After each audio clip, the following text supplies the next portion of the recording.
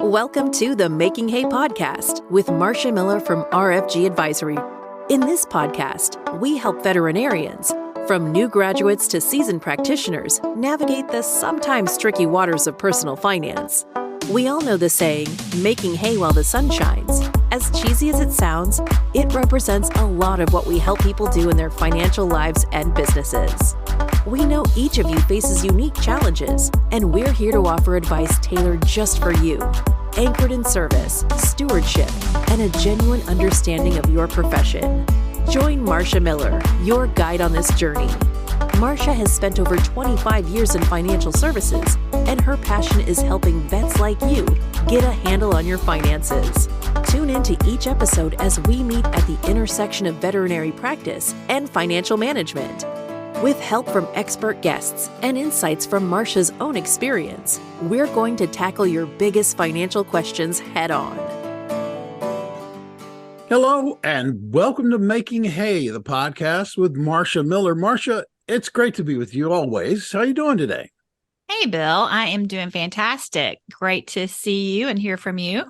Yeah, so what do we got in store for this podcast today? Yeah, so we have a very, very special guest. I'm so excited about today's episode. And so our guest today is Keri Riddick, and she is a former practicing veterinarian who sold her practice. And after selling her practice, she now leads the Georgia Veterinary Medical Association as the executive director. So, hey, Keri. Hi, Marcia. Hi, Bill.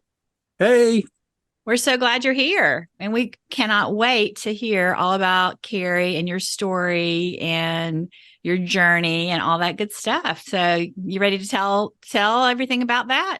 Absolutely ready to get into it. And thank you so much for having me. This is such a delight. Awesome. Well, tell us, how did you decide that you wanted to go to veterinary school, and why? Is there a why behind that? Or I know you love horses. I know that about you. You still love horses. You have a little horse farm in Georgia. So tell us how you got started. Yes, I am very passionate about horses. Kind of a boring story in the sense that from the time I was a toddler, the very first time I met a horse, I wanted to be able to, be involved with them for life. And as soon as I found out what a veterinarian was between the ages of 2 and 3, I knew that's what I wanted to do. And then that dream just never left. And as I learned more about what veterinarians do and went through school and was fortunate to make the grades for it, that dream didn't leave until I got in and through vet school. That is so cool. Still has not left. That is so cool. I mean, to know at that young age what you want to do, I think is very, very special. And it doesn't surprise me because I just think veterinarians, one of the reasons I love working with them is the passion behind that. You could go to school doing things maybe to make more money or with all kinds of different options, but it's the passion that I love animals. And it's just super cool. So you went to vet school at Auburn, is that right? I did. I went to Auburn University. What a game this weekend. We won't talk about that, but the Iron Bowl was kind of just this past weekend. But you went to Auburn, and then what happened after that? Yeah, sure. It was interesting. I went in, something that's just, I think, neat about veterinary medicine. Originally, I thought I was going to graduate and become board specialized in, equine surgery. That was when I went into school wanting to do. And then when I graduated, which I graduated class of 2000, I ended up did not pursue being boarded, and I went into a mixed animal practice, actually over in Westover, Alabama at the time. And okay. So my roots started pretty close to you, Marcia. Yeah, sure did. So, I worked in mixed animal practice and really just enjoyed some of the time in the office and with small animals, and then also the opportunity to take care of horses and cows and goats and just whatever I was able to get in the truck and go see. Yeah. And so then you kind of evolved from that and started to practice. So kind of tell us about that. Sure. The practice, was in Columbus, Georgia.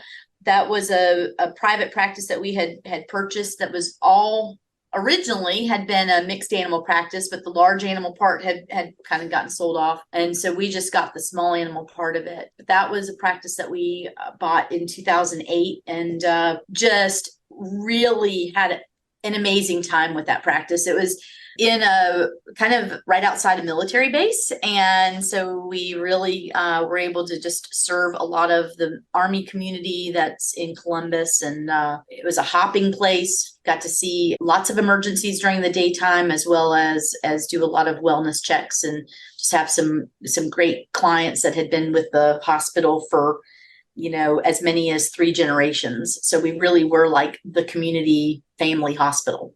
Mm-hmm. That's awesome. So at some point in time, you decided you've had enough of this, or for whatever reason, you decided to start thinking about selling. Really like to talk about this. Like, what was your experience like, and kind of even what learning points could you share? There's so many veterinarians out there that are practice owners or want to become a practice owner. What kind of light could you shed into that part of your journey? It's interesting, because it's kind of the body of what your work has been for, the last so many years, decades. Right. It's very personal. So that's, I think, one of the things I never really anticipated was how personal it is selling, because you really are. It's kind of like the body of work that you're sharing with people.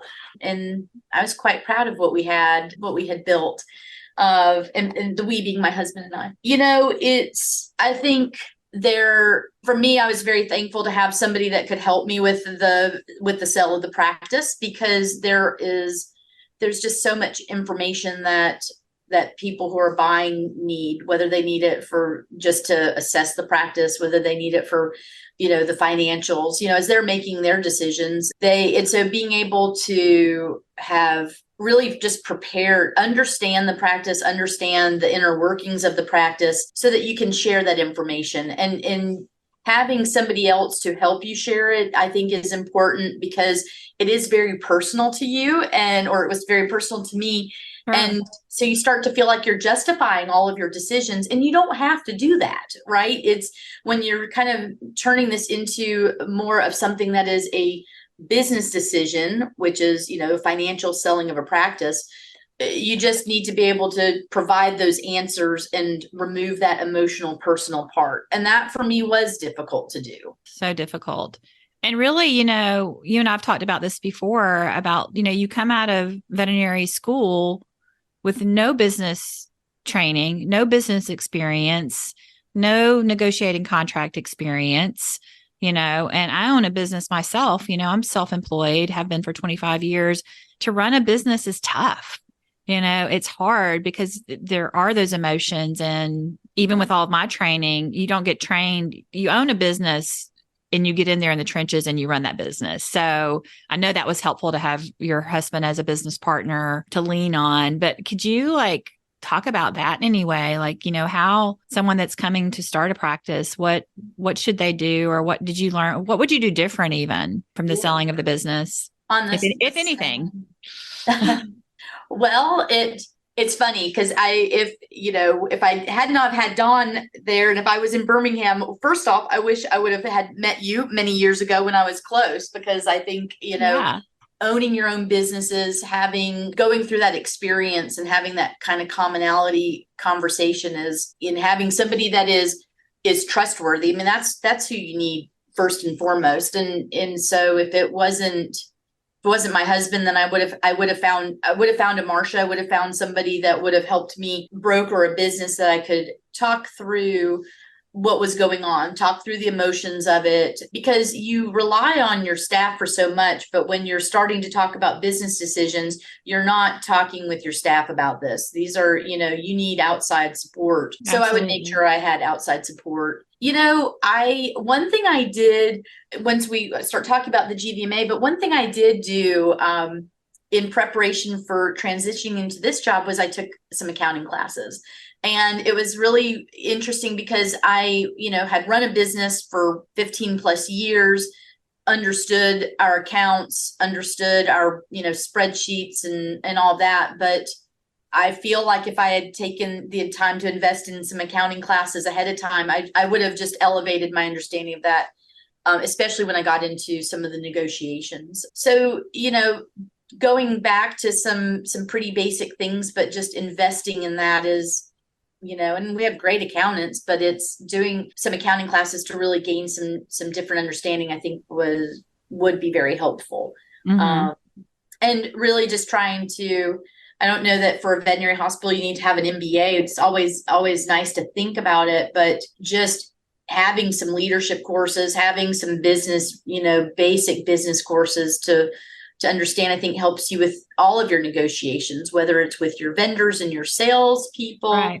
your HR. It's an area that we do not have any education in unless we got it in undergrad.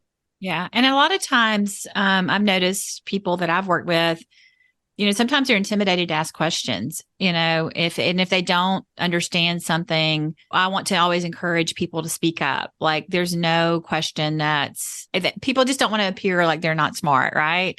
And I always like to take that barrier down and say, hey, ask questions. There's not any question that is not a good question. And let's talk about that. So you've got to have a trusted person somewhere in the mix. And I'm glad in your case, you had your husband. How beautiful is that? So, yeah. So you sold the business in 2000. When did you sell it? Women, when did we sell it? 21. Okay. Yeah. So in 2021. Gotcha. And so then you took these accounting classes, which I love to hear that, and probably you didn't have time when you were taking care of so many animals and working all the time and juggling all the balls of ownership, dealing with staff and other partners or associates and that kind of thing. So a lot going on there. So you sold the practice, and then tell us then the journey of deciding to go to work with the GVMA, and you're the executive director there. I love what you're doing. I love your team. I got to meet them at Vet South recently. I was just so impressed with just all the energy around your team and the support there. Just a great group of people.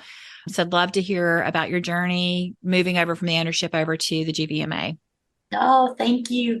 One thing I guess I've been passionate about is volunteerism, and have always tried to volunteer with our state association, whether I was in Alabama or then over to Georgia. And so I volunteered throughout my time as a practice owner with the GVMA. Okay. And was involved in the leadership very much, was president of the association and ran was our advocacy chair. And so really was involved. And, it's our previous executive director, Susan Blevins, as a volunteer, worked very closely with her. And she really inspired me to do this. She was thinking of retiring at the time and kind of was thinking about what the succession plan was going to be.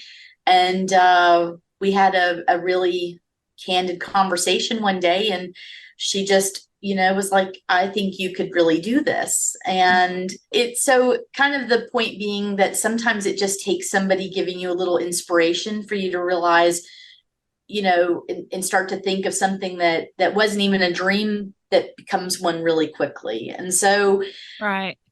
I took a lot of thought, probably a year of thought, and then kind of told her I would love to do this. And then our very generous board at the GVMA approved the decision. Yeah. And then she didn't retire. So, and then she, icing on the cake, she yes, truly is now our director of operations, and, is phenomenal. She is so phenomenal. She's so organized. I love Susan. So yeah, you are fantastic working together. Well, I think it's super cool that you're doing this because you're obviously so passionate about the veterinary profession and veterinary medicine. And so it gives you that chance to breathe into another layer of that and helping, veterinarians that are either seasoned or right out of school or whatever. I know the few times that we've talked recently, you're always going and doing something, you're headed over to, Georgia, University of Georgia, or you're just always going and doing. So I love that. I know you see a lot. I know you see a lot of challenges, a lot of changes. I'm sure we could probably spend a long, long time talking about all those things, but what are maybe one or two, maybe just the top thing that you feel like is the biggest challenge or one of the biggest challenges that you see in the association working in this field? Not that you see in the association, but see in the field as working with the association. What is there something that comes to mind? Sure. Not unique to Georgia, but unique to veterinary medicine are certainly the shortages of staff, shortages of veterinarians, especially in the mixed animal practice and our large animal. And that's, something, gosh, we would love some solutions towards that. I do think veterinary medicine is going a little bit through an identity crisis right now, as there's so much changing and just wanting to make sure that as we see associates who may not aspire for practice ownership, but that they are inspired by veterinary medicine and that they're passionate about it, and that this can not just become a job for people, but this is the opportunity to take care of animals and to help people be enabled to properly take care of their animals and just advocate for animals. It's such an amazing profession. And I want that piece of it to just continue to stay within veterinary medicine. Great answer. Because I'm a big believer, you've got to have joy and happiness. Wake up every day and you hate what you're doing. That would be sad. I know in my own personal career, I wake up every day. I mean, there's some days I want to sleep a little later, but I always love getting up and going to work. I always, I'm passionate about what I do. And I have found that, I love that bubbly part of the veterinarians that I've worked with, and I see it in you every time I talk to you. So that's a great thing to aspire to. What kind of support? Can you speak on some of the ways that the association, GVMA, is supporting veterinarians, like programs or initiatives, or what y'all have planned for the future, or just anything that comes to mind? Sure. I think we really try to support our the veterinary students that are at UGA and really try to meet with them and get to know the students, let the students get to know us, and see that we are here to support them and support the profession and not to be an authoritative agent. So we're really into relationship building and connecting the community together. We really strive to do that through our continuing education programming. One, we want to offer, just great programming that is bundled and can be curated for people for what they need, but also where they're connecting with colleagues that have similar interests and, where they can really get to talk, because so much, you learn so much in a CE meeting, but you also learn so much when you're talking to your neighbor that you're sitting next to or in the hallways, and we also want to bring in excellent, have an excellent exhibit hall, excellent vendor hall, just so that, we are creating opportunities for veterinarians to be able to talk to people who can also help them in their careers. I mean, that's how you and I met. And I think that just speaks to, it's all about building the relationships, I think is what we are really trying to do. I think it's hard to build relationships nowadays. And I know for myself, it sometimes takes a lot of energy to do it, even though I want to. It's not natural for me. And I think being able to help veterinarians kind of come out of that shell and just communicate and talk and network together is something we absolutely can help them out with. Yeah. And that's great, because networking is so important, because I guarantee you, if there's a veterinarian that's struggling in some aspect of their career, there's 10 people in the room that either they've gone through it, they're currently going through it, or they would have ways to talk to each other. So that's so wonderful to encourage that. And I know y'all put on 2 conferences, right? So you have Vet South, which is in Alpharetta. So that's in October is each year, I believe. And then you're part of working with Alabama, putting on the Emerald Coast Conference, which, if you haven't been to Destin, Florida, you need to go to this conference, because it is absolutely beautiful. One of my favorite places on earth. I'm not going to ever miss that conference. Yes. And so that is in the end of May, I believe. Correct? Correct. And so those are 2 big conferences that, you can meet Keri, you can meet her team, and it's just excellent, worth your time, worth your money. All veterinarians, hopefully are getting out and going to conferences for that continuing education and just the camaraderie. is so, so important. Well, do you have any insight into the future state of veterinary medicine? Is there anything there that we want to talk about that? And I know there's a lot of things changing with just, the corporate ownership. There's just a lot of things. I don't know if there's anything specific that you'd like to talk about in that area, as far as just not specifically corporate ownership, but just, the future state of veterinary medicine. I think just looking at the landscape of veterinary medicine, it's important for veterinarians to look at all of the different options when they are offering treatment plans. I think something called spectrum of care is really becoming something that all veterinarians really need to look at within their practice, and just make sure that when they're seeing a client that's in front of them, that they're properly informing and giving proper informed consent, that they're really giving thorough options of what can be used to treat that animal's condition. And that just as we see things becoming more and more expensive, time becoming more and more precious, that they're giving those considerations for offering treatment plans to clients. Because I think when we see veterinarians that are really practicing in a way that is helping their clients, it's helping animals, and it's meeting clients where they need, then they're helping cases. These animals get better. They're having very high success rates. And I think that brings personal joy to their profession and their practice. And it also helps eliminate a lot of the stress and some of the anxiety that really can seem to come and be associated with making these decisions for owners and animals. So I really hope that's something that we're going to be seeing just in the future, that we have more and more spectrum of care resources and time being given to young veterinarians, especially to learn how to really practice throughout the entire part of their license. Right.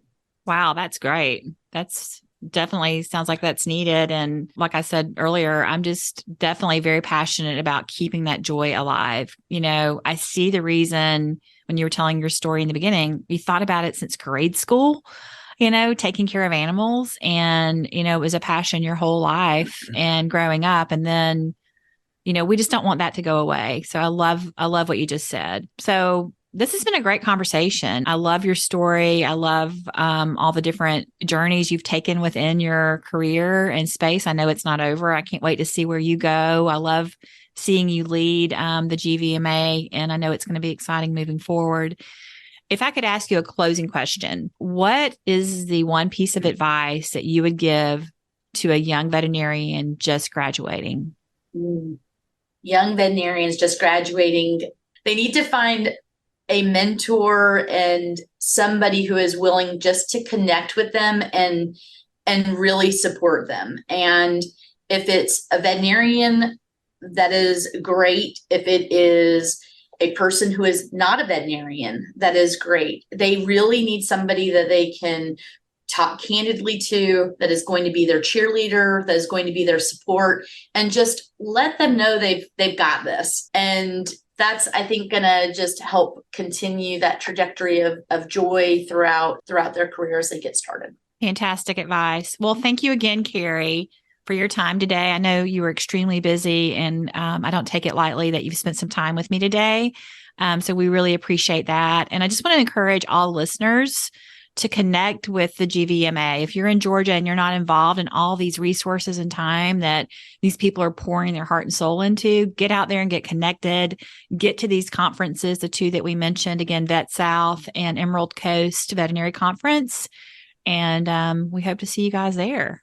Yeah, thanks. That was a really interesting conversation. I'm always fascinated when someone has as diverse a career path as Keri has. It is one thing to be a vet. It's another thing to be an executive director of an organization that oversees the veterinary operations of a state. So valuable insight. Thank you so much, Keri, for taking the time to visit with us. Appreciate it. Well, thank you for having me.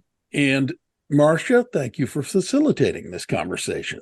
It's always a pleasure, Bill. No, it's a pleasure listening to it, actually. And for those veterinarians who are listening, who are thinking that they might want to have a conversation with you, how would they get a hold of you? Well, our office phone number is 205-795-2013. You can also call me directly at 205-739-1928, as well as go to our website. So a quick way to remember our website, because it's rather lengthy, is just meetwithmarcia.com. So meet with Marcia. That's easy. Yeah. So that's easy it's to remember. MARCIA, right? Correct. Yeah. Meetwithmarcia.com. I like that. That's good. Thank you. Appreciate it, Marcia. And listeners, thank you for taking the time to listen. I'm sure you found this helpful and useful. If you do want to have a further conversation with Marcia, please do. But the one thing you could do immediately is hit subscribe if you're not a subscriber already. That way you won't ever miss another edition of this podcast. It will be delivered directly to wherever it is that you listen to these podcasts. Thank you so much for listening. On behalf of Marcia, I'm Bill Tucker, urging you to do not wait. Go out and live your best life today. Thank you for listening to the Making Hay podcast. Click the follow button to be notified when new episodes become available. Visit our website at meetwithmarcia.com or give us a call at 205-795-2013. And don't forget to click the follow button to be notified when new episodes become available. Content here is for illustrative purposes and general information only. It is not legal, tax, or individualized financial advice, nor is it a recommendation to buy, sell, or hold any specific security or engage in any specific trading strategy. Results will vary. Past performance is no indication of future results or success. Market conditions change continuously. This commentary reflects the personal opinions, viewpoints, and analyses of Marcia Miller. It does not necessarily represent those of RFG Advisory, their clients, or their employees. This commentary should not be regarded as a description of advisory services provided by Marcia Miller or RFG Advisory, or performance returns of any client. The views reflected in the commentary are subject to change at any time without notice. Advisory services offered by investment advisory representatives or RFG Advisory LLC, RFG Advisory or RFG, a registered investment advisor. Advisory services are only offered to clients or prospective clients where RFG Advisory and its representatives are properly licensed or exempt from licensure.